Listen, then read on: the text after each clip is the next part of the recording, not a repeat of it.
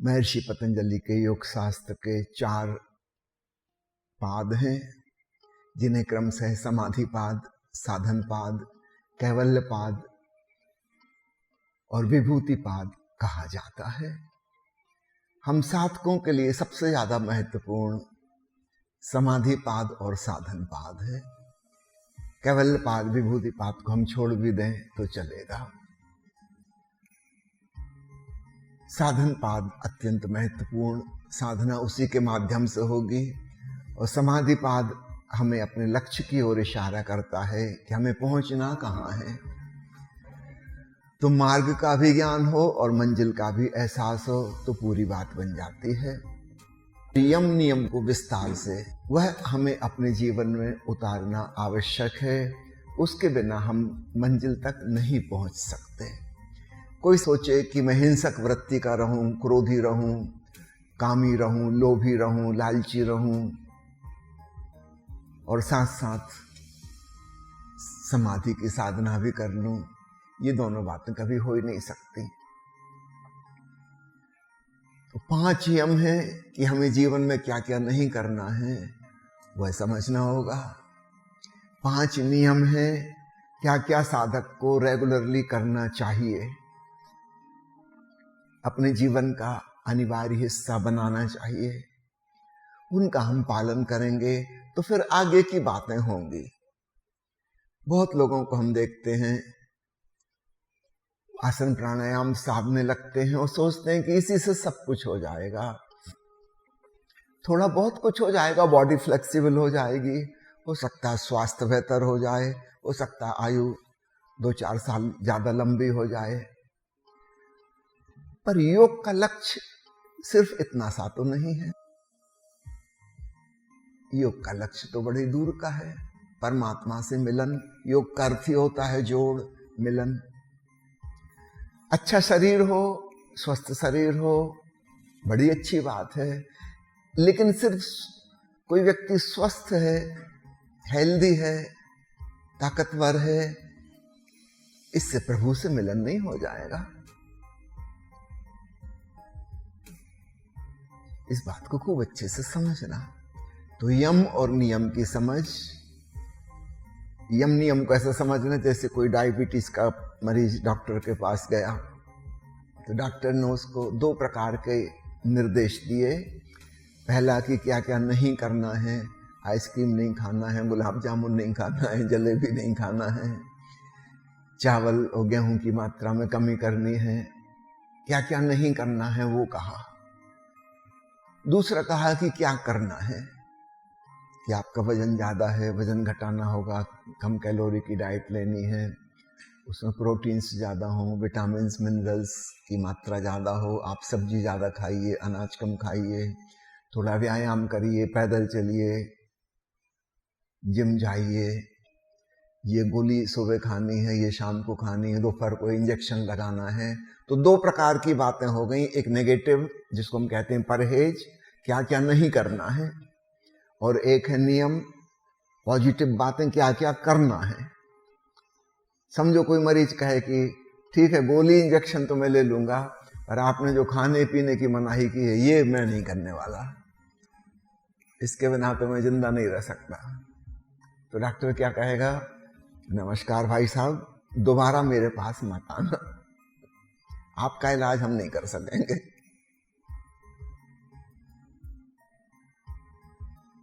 तो यम अर्थात परहेज, साधक को किन किन चीजों से बचना है, और नियम अर्थात अपने जीवन का रेगुलर हिस्सा जिसको हमें बनाना है। योग के मुख्य 7 प्रकार हैं, जिन्हें हम संक्षेप में कर्मयोग, तंत्र योग, हठ योग, भक्ति योग, ज्ञान योग, राजयोग और सांख्य योग कहते हैं। ये पूरी वैरायटी है योग की, विविधता। पुराने जमाने में इन सबको एक दूसरे के विपरीत समझा जाता था, इस पर खूब वाद विवाद होते थे। हठ योगी जो हैं वे सांख्य वालों की आलोचना करेंगे, ज्ञान योगी वाले कर्मयोगी की आलोचना करेंगे, कोई एक दूसरे से राजी नहीं होता था। प्रत्येक मानता था कि हमारा मार्ग सही है, दूसरे निश्चित रूप से गलत है। और जो व्यक्ति एक रास्ते से पहुंच गया मंजिल तक, वो तो कहेगा कि ये रास्ता बिल्कुल सही है, मैं खुद इसी रास्ते पे चल के आया हूं। लेकिन इसका ये मतलब नहीं है कि दूसरे रास्ते गलत हैं। सदगुरु ओशो के साथ एक नई समझ विकसित होती है जो पहले कभी नहीं थी, कि विविध मार्ग हो सकते हैं और उन सब मार्गों से हम एक ही मंजिल पर पहुंच सकते हैं। समझो हिमालय के शिखर है एवरेस्ट।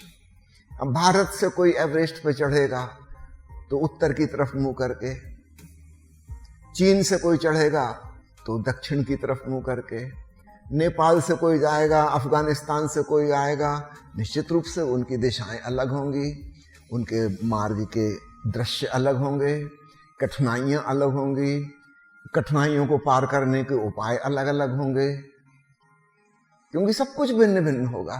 लेकिन जैसे जैसे वे एवरेस्ट के पास पहुंचते जाएंगे, उनकी भिन्नताएं खत्म होने लगेंगी और अंत में वे पाएंगे कि हम एक ही शिखर पर पहुंच गए। लेकिन उनके स्टार्टिंग पॉइंट तो अलग अलग थे, इसलिए मार्ग भी अलग अलग थे। इसका यह मतलब नहीं है कि दूसरा गलत है, एक दूसरी दृष्टि से वो सही है। पहली बार ओशो ने हमें एक विहंगम दृश्य उजागर किया, एक पेनोरामिक व्यू। जैसे कोई ऊपर हवाई जहाज से सैटेलाइट लेंस से देखे और वो कहा अच्छा अफगानिस्तान से जो आ रहा है वो भी जा रहा है एवरेस्ट की तरफ, नेपाल से आ रहा था वो भी एवरेस्ट की तरफ जा रहा है, भारत से जो आ रहा था वो भी आ रहा है, चीन से जो आ रहा था वो भी एवरेस्ट की तरफ जा रहा है। ये एक विहंगम दृष्टि, दूर से ऊपर से देखेंगे तो तब पता चलेगा कि कहीं कोई विरोध नहीं है, सब एक ही मंजिल के राही हैं, रास्ते उनके भिन्न भिन्न हैं। हमारे वाहन अलग अलग हो सकते हैं। अब समर्थगढ़ आपको आना था, कोई कार से आ सकता है, कोई बस से आ सकता है, कोई पैदल आ सकता है, कोई हवाई जहाज से आ सकता है, कोई ट्रेन से यात्रा कर सकता है। अलग अलग वाहन हो सकते हैं, लेकिन पहुंच जाएंगे सब एक ही जगह बाद में। कुछ ऐसा मामला है तो कर्मयोग से भी वहीं पहुंचते हैं जहां तांत्रिक साधना वाले पहुंचते थे। हठ योगी भी वहीं पहुंच गए जहां भक्तों ने कदम रखा। यद्यपि हठ योग में और भक्ति में ऊपर ऊपर से देखेंगे तो कोई भी समानता नहीं है, कुछ भीतरी समानता है। ओशो ने पहली बार उस चीज को उजागर किया कि वो भीतर की समानता बात क्या है। जैसे मान लो कोई माला पहने हैं और अलग अलग प्रकार के मन के हैं, एक लकड़ी का है, एक हीरा है, एक मोती है, एक लाल है, कुछ और अलग अलग डिजाइन के हैं, सब हर मन का अलग प्रकार का है। ऊपर से देखने में सब भिन्न भिन्न हो गए, लेकिन एक धागा भी है जो सभी घुरियों के बीच में से जा रहा है। उस धागे को हम कहीं से भी पकड़ लें तो हम मंजिल तक, परमात्मा तक पहुंच जाएंगे। वो मंजिल एक है, स्टार्टिंग पॉइंट अलग हो सकता है, वो मन का वो घुरिया अलग प्रकार का हो सकता है। तो ऊपर ऊपर से सभी योगों में भेद है, कहां हठ योग और कहां भक्ति। ऊपर से देखने में कहीं कोई समानता नहीं, बल्कि बहुत सारी विपरीतताएं मिलेंगी। कहां भक्ति योग, कहां ज्ञान योग, कोई सामंजस्य नहीं बैठता। एक दूसरे के बिल्कुल विपरीत और विरोधी बातें वो कहेंगे। अगर मीराबाई को और भगवान महावीर को आपस में मिला दो, कहीं कोई मैचिंग बैठेगी? कोई मैचिंग नहीं बैठेगी। महावीर जो कुछ भी कहेंगे वो भक्ति की आलोचना और निंदा होगा।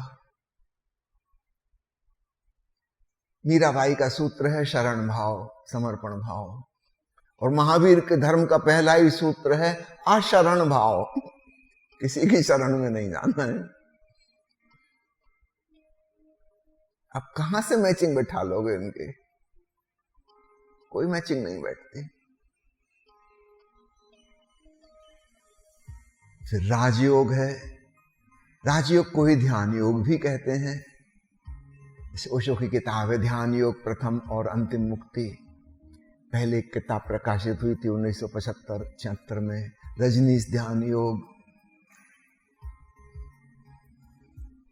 ये दूसरी प्रकार की बात है। फिर एक है सांख्य।